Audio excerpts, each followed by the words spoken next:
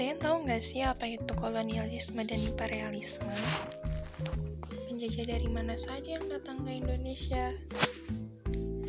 Lalu, apa sih penyebab datangnya mereka ke Indonesia?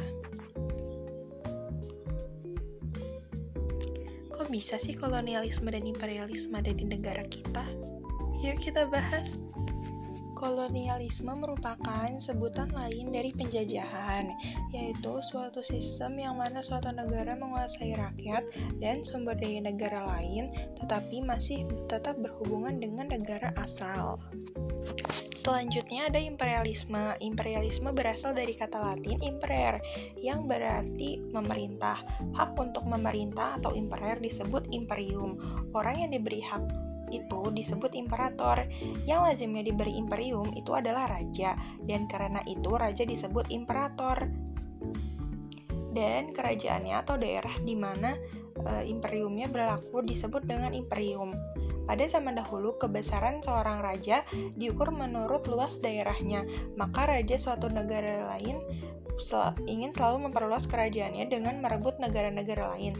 Tindakan inilah yang disebut imperialisme oleh orang-orang sekarang. Nah, negara pertama yang datang ke Indonesia adalah Portugis. Yang kedua ada Spanyol. Mereka perang dan Spanyol kalah lalu pergi dari Indonesia.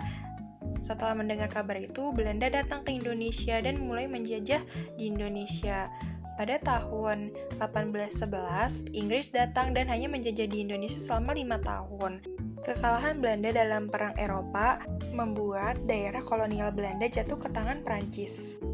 Negara terakhir yang menjajah Indonesia adalah Jepang. Setelah itu Indonesia merdeka.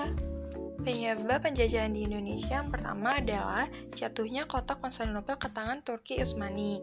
Yang kedua ada penemuan kompas atau penunjuk arah mata angin.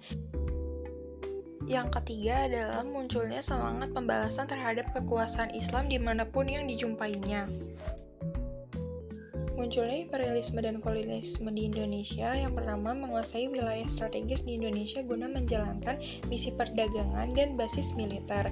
Yang kedua, mengambil sebanyak-banyaknya kekayaan alam di wilayah tersebut.